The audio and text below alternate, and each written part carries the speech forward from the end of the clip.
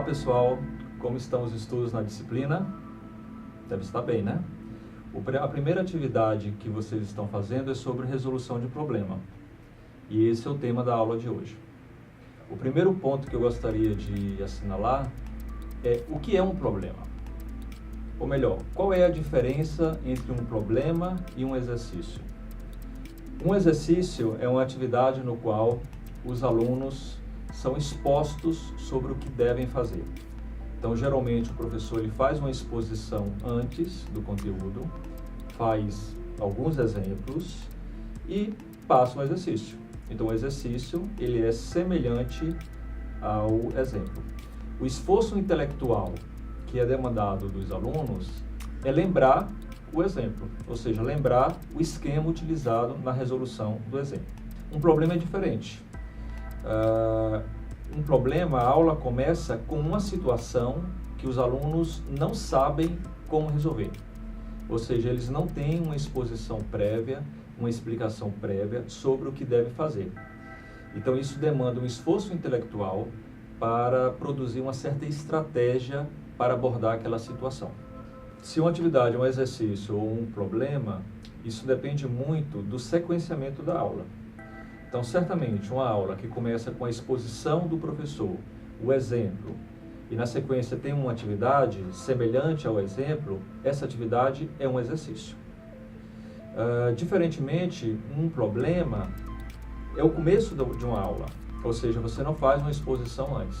Então, se uma situação é exercício ou problema, depende de como você organiza a aula. Nesse slide que eu estou mostrando aqui, vocês podem perceber os dois sequenciamentos, ou seja, numa chamada aula tradicional, aquela que é composta de exposição, exemplo e exercício, e numa aula organizada em torno de resolução de problema. Observe no slide que a aula inicia-se com um problema. Como é um problema, os alunos vão demandar um certo tempo, vão ter que traçar estratégias próprias, vão ter que mobilizar conhecimentos anteriores. Geralmente, num ambiente de resolução de problemas, os alunos devem ser organizados em grupos, porque assim eles podem discutir, podem trocar as suas diferentes estratégias, os seus conhecimentos. Não é muito convergente com a resolução de problema o trabalho individual. Claro que o professor acompanha, ou seja, o professor ele vai nos grupos, ele discute com os alunos, ele coloca questões, e depois que os alunos conseguem consolidar uma certa solução, ou certo, diferentes soluções, o professor ele vai orquestrar essas diferentes soluções. Por exemplo, o professor ele pode pedir que os diferentes grupos venham à lousa colocar as suas soluções. E se pode comparar as diferentes soluções, as diferentes estratégias dos alunos, e o professor é como se fosse um maestro de uma orquestra, ou seja, ele organiza esse trabalho de discussão. Vamos olhar esse exemplo que está no slide.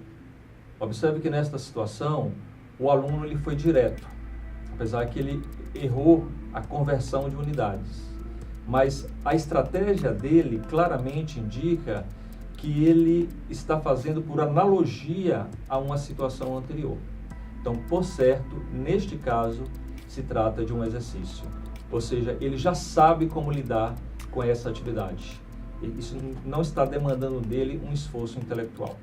Olhemos agora para esse outro exercício. Observe que o aluno ele utilizou um registro pictórico. Ele fez desenhos e marcou as quantidades e a quantidade total e a quantidade a ser retirada. Sugere que ele utilizou uma estratégia informal. Então, provavelmente, esse aluno ele ainda não foi exposto à operação da subtração, que é o que se precisa para resolver esse problema. Então, para ele, se trata de um problema e não para um exercício. Para nós, essa situação é um exercício, porque nós já sabemos resolvê-la. Então, observe que ser um exercício ou ser um problema, depende. Se você já tem um esquema de resolução, é um exercício. Se não tem, é um problema. A ideia de organizar a aula de matemática em torno da resolução de problema não é uma ideia nova. Houve um matemático chamado Giorgio Poglia que na década de 50 ele escreveu um livro, A Arte de Resolver Problemas. E desde essa época ele já advogava que o ensino de matemática deveria ser organizado em torno de problemas. Porque a própria matemática dos matemáticos, ela é organizada em torno de problemas.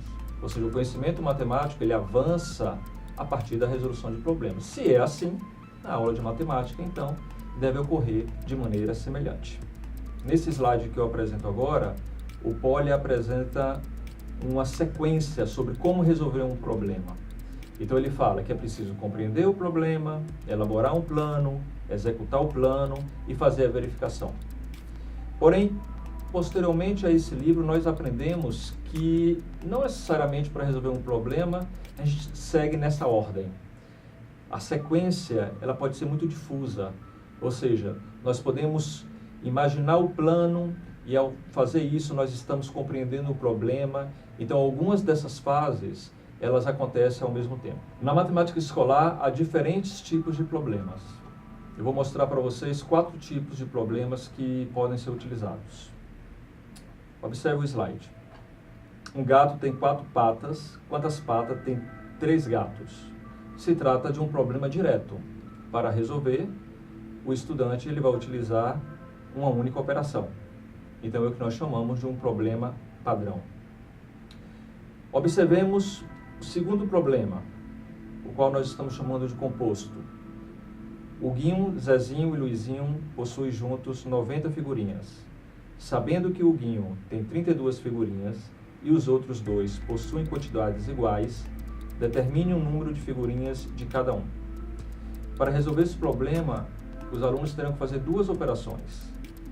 Eles terão que retirar a quantidade de figurinhas de o Guinho e depois dividir por 2 a quantidade que sobrou.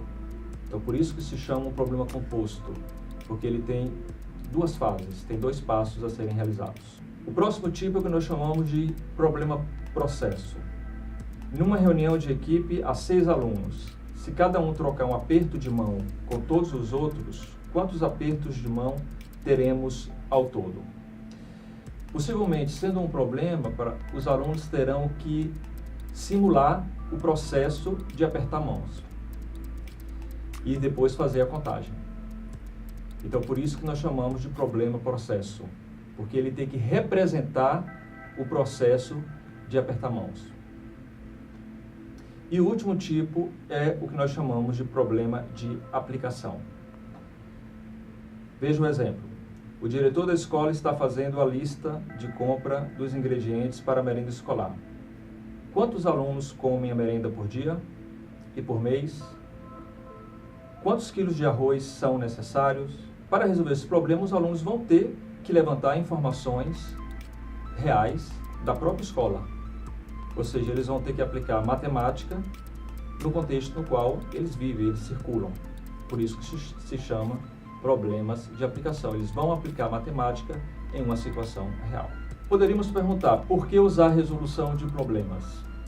Há muitos argumentos para nós organizarmos uma aula em torno de resolução de problemas. Vamos ver alguns desses argumentos. O primeiro deles é fazer o aluno pensar produtivamente. Ou seja, é permitir que os alunos produzam matemática. É fazer da aula uma aula dinâmica, uma aula que os alunos têm voz e que os alunos fazem matemática. O segundo argumento é desenvolver o raciocínio dos alunos. Uma vez que eles são desafiados a resolver os problemas, eles precisam desenvolver o que nós chamamos de raciocínio matemático, a forma de pensar com matemática. O terceiro argumento é ensinar o aluno a enfrentar novas situações. Problemas são situações novas, são situações nas quais os alunos não têm esquemas prontos. Então, nós estamos socializando os alunos com o enfrentamento de situações novas, situações complexas. Quarto argumento é aplicar a matemática, ou seja, aplicar a matemática no dia a dia, na realidade, enfim, em situações dos diferentes contextos da vida, que é uma habilidade que todos nós precisamos no nosso dia a dia e nas nossas profissões. O próximo argumento é tornar as aulas desafiadoras. Aulas tradicionais não interessam aos alunos. No geral, eles acham chatas, entediantes. Quando você desafia intelectualmente os alunos com problemas, eles são fortemente convidados a se engajarem nas aulas. E o último argumento que nós podemos listar é permitir que os alunos desenvolvam estratégias próprias, em vez de apenas aplicar esquemas previamente expostos pelo professor. Por fim, eu queria ratificar, sublinhar a forma como organizar uma aula baseada em resolução de problema. Não é uma aula baseada em resolução de problema se você começa ela com a exposição e com exemplos, porque assim você informa os alunos os esquemas que serão utilizados na abordagem das situações. É imprescindível que sigamos uma sequência semelhante a essa que está mostrada no slide. Começar com a situação problema, permitir que os alunos realizem a realização em grupo, ter uma fase de socialização, de sistematização orquestrada pelo professor. A partir das soluções dos alunos, o professor ele pode formalizar uma nova ideia matemática, um novo conhecimento. Aí sim, faz sentido fazermos exercícios para consolidar o novo conhecimento. Essas são as ideias gerais sobre a organização de uma aula de matemática baseada em resolução de problemas. Espero que essa aula tenha ajudado vocês a melhor compreender essa abordagem pedagógica e assim a fazer a atividade que está prevista no nosso vídeo.